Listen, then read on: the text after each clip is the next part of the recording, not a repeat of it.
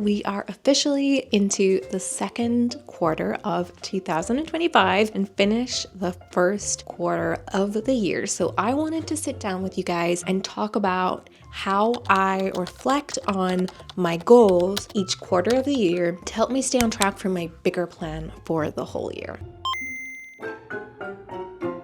At the end of last year, I sat down and I shared my goals for 2025 and how I set up my kind of business plan for my creative business this year. You guys really loved seeing that behind the scenes process, and I totally get it because I really love when other creators share like a little sneak peek behind how they set goals, how they reflect on goals, how they hold themselves accountable. But I personally love seeing whether or not people actually hit goals. So I love being able to see someone set a goal, but then also come back and revisit it to see like which of the goals did they reach, which ones did they struggle with more. I think that's a personal journey that we all go on when it comes to setting goals, especially when you're thinking about making a business plan for a small business, but any business in general. You sit down at the start of the year and you have to kind of use your experience from the year before to help you predict what you could potentially achieve in that year while also leaving space for growth and bigger ambitions. It's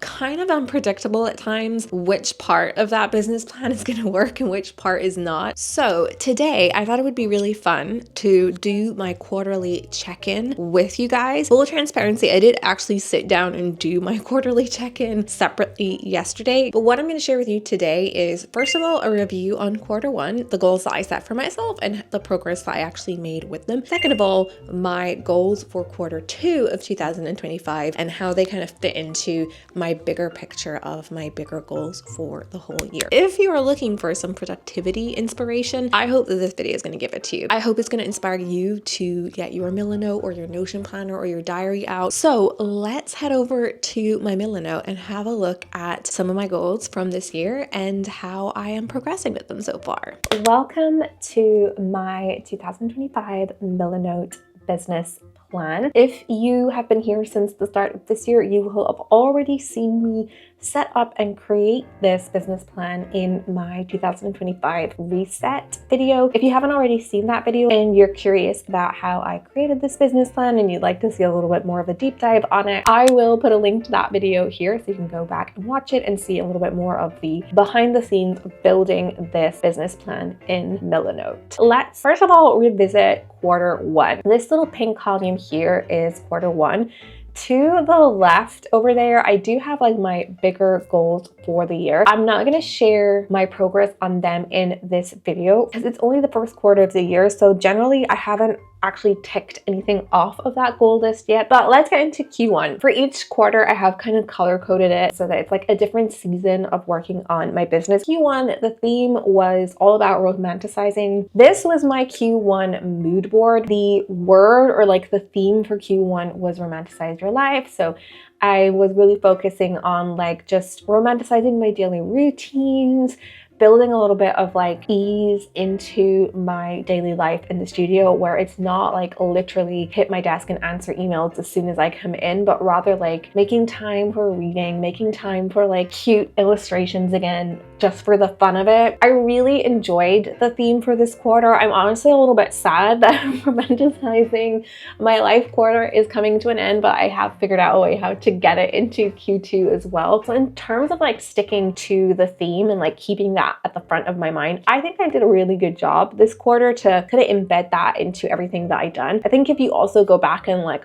watch a lot of the content that I created on YouTube this quarter, I feel like that romanticizing my creative life really became like a strong theme. And because of that, I feel like I really found my creative voice this quarter in terms of video editing. Next, let's look at some of the actual specific goals that I did have for this quarter. The first section of each quarterly goal column is the launches. This was something new that I did this year, like actually specifically planning which quarter different things were going to launch in. For Q1, I really wanted to ease into things in one sense, but then also there were some pretty big launches. The first one was to finish and launch my undated planner and notebook collection. If you guys have been watching my vlogs, I actually documented this whole process and it was a journey. I really thought that I was going to launch that in January, but in reality, they did not launch until the end end of February / the start of March, my spring creative challenge, which I planned to launch in February, I kind of did that at the end of January, and that did launch on time, and it was really like a fun launch. That kind of was a smaller launch, so I didn't expect much to come of it, but was actually one that really surprised me. The third launch that was supposed to happen this quarter was my spring apparel collection. Because the planners took so much longer to finish than I expected, the apparel, I didn't end up launching it. If I had pushed to launch the apparel, it would have been so close to the planner launch. I feel like I would have been able to give it the time and attention that I wanted to. And then on top of that, my fourth launch that I planned was my digital illustration course. That was launching basically all of March.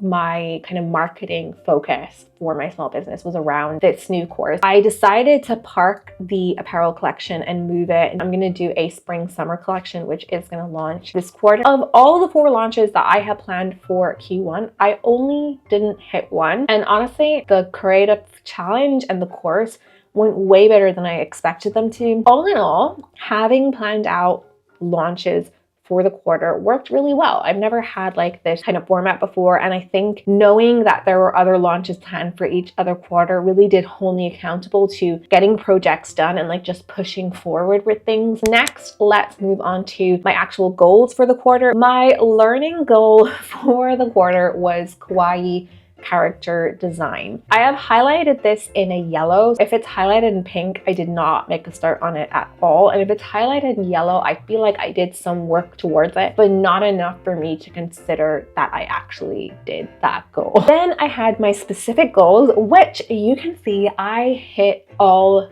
3 of them, which I was really, really proud of. I can't remember a time when I hit all of my quarterly goals. The first goal, document daily studio life. And because of my romanticize overarching theme, I definitely feel like I hit this goal. I filmed and put out more vlogs in this quarter, I think, than any other quarter of last year. The second goal was launching my new creative course. I was definitely nervous about this one because it was something I had never done before, but it went really, really well. The third goal on here felt like a massive goal when I wrote it down in January. It kind of had 2 parts to it. The first part was to reach my YouTube monetization milestones, and the second part was to hit 6,000 subscribers on YouTube. I was really, really proud when I hit that 6,000 subscribers. Also hit it like at the start of March, so it was like well ahead of when I needed to be at that mark. The second part was to reach my YouTube monetization milestone. I am cheating a little bit technically by scratching this off the goal list because I did reach my first monetization milestone,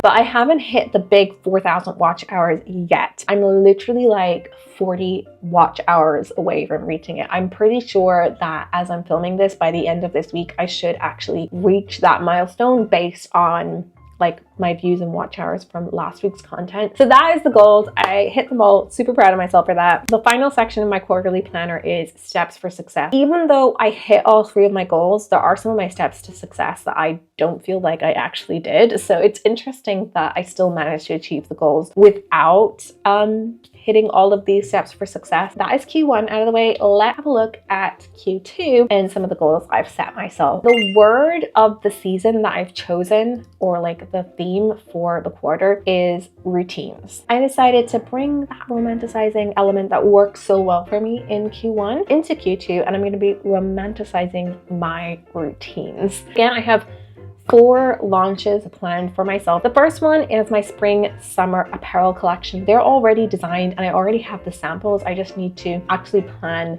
the launch. The second launch that I put down here is a new digital print collection for summer, more than likely linking to the designs from my apparel collection. The third launch was supposed to be like a Procreate brush pack, but I've decided to move that to Q3 because realistically, looking at all of the projects I have on my calendar for the next couple of months, along with the other launches, setting aside time to actually create a brush pack is something that I just don't see myself being able to do. On the other side of that, I decided to pull my next run of my Amazon KDP course from Q3 into Q2. I plan to open that at the end of May and start teaching in June, right up until my summer break in July. The fourth launch, I have put a question mark around.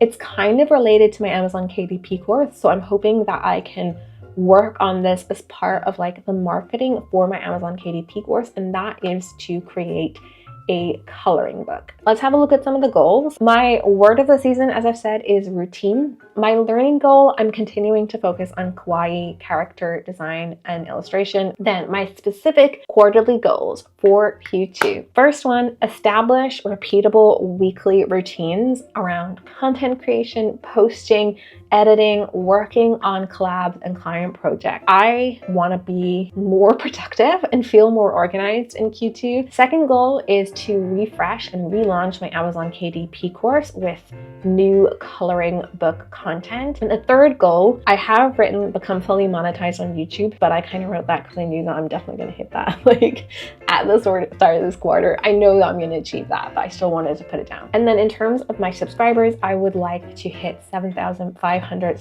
subscribers. This is my next milestone for my bigger goal, which is to reach 10,000 subscribers by the end of the year. So those are all of my goals for Q2 in my creative small business. As I already shared, I love videos like this and seeing a little bit behind how people reflect on their own progress and set like their next goals based on that. It really helps me and inspires me. So I hope that this video has inspired you to go and check in on your creative goals. Let me know in the comments under this video what your goal or your word of the season for Q2 is. I would love to know what you are focusing on working on in your creative business. If you enjoyed this video and you found it helpful, be sure to click that thumbs up button. And if you haven't done so already, click the subscribe button to join the growing creative community here on YouTube. I will see you guys in the comments, and I will see you in next week's video.